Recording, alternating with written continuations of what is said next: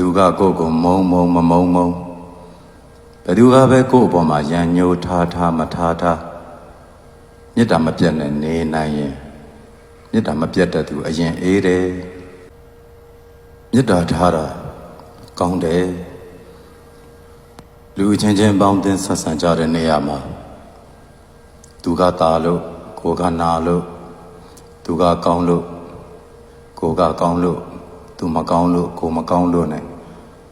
အပြန်အလှန်ဒေါသတွေထွက်ကြအညိုးတွေထားကြအမုန်းတွေပွားကြအဲ့ဒီလောကကပူလောင်တယ်ဒီလိုပူလောင်မှုတွေနဲ့နေ့တွေကုန်ရညတွေကုန်ရဆိုတော့လူရလို့လာဖြစ်ပေမဲ့လူအရာသားကိုအပြည့်အဝမခံစားရတယ်လို့ဖြစ်ပြီးတော့လူငရဲသားတွေလို့ဖြစ်နေကြတာဒီနေရာမှာဘသူကကောင်းမကောင်းဘသူကကိုယ့်ကိုမုံဘသူကပဲကိုယ့်အပေါ်မှာရန်ညှိုးထားမထားမေတ္တာမပြတ်နဲ့နေနိုင်ရင်မေတ္တာမပြတ်တဲ့သူအရင်အေးတယ်ကိုမေတ္တာလေးနဲ့ကိုပဲအမြဲတမ်းငြိမ်းချမ်းနေလိမ့်မယ်သူဘလို့ပဲရံမှု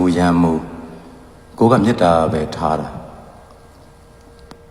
ရင်ထဲမှာမေတ္တာပဲကိန်းနေတော့တစ်ဖက်သူကိုအမုန်းမပွားဘူးဒေါသမထွက်ဘူးအမုန်းမရှိတဲ့နှလုံးသားဒေါသမထွက်တဲ့နှလုံးသားအေးချမ်းနေတာပေါ့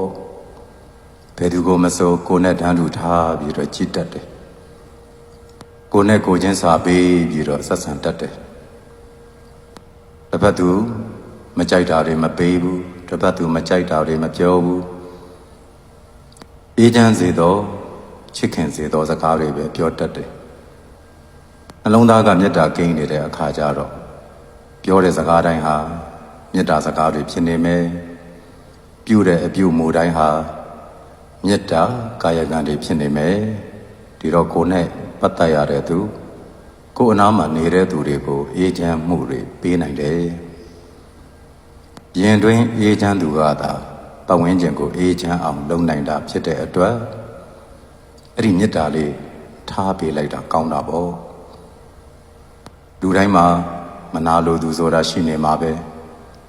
လူတိုင်းမှာအတိုက်ခိုက်ဆိုတာရှိနေမှာပဲအဲ့ဒီအရာတွေကိုအာယုံမပြုရဘူးရန်သူလို့လည်းသဘောမထားရဘူးကိုယ်ရင်ထဲမှာအကုသိုလ်ဖြစ်မသွားစေနဲ့လို့ကိုသာမန်တိုင်ထားပြီးတော့ကိုယ်စီကနေမေတ္တာသာရကြပါစေအမုန်းနေကိုယ်စီကနေမပေးဘူးကိုယ်ရင်ထဲမှာဒေါသကိုနေရာမပေးဘူးကိုယ်ရင်ထဲမှာ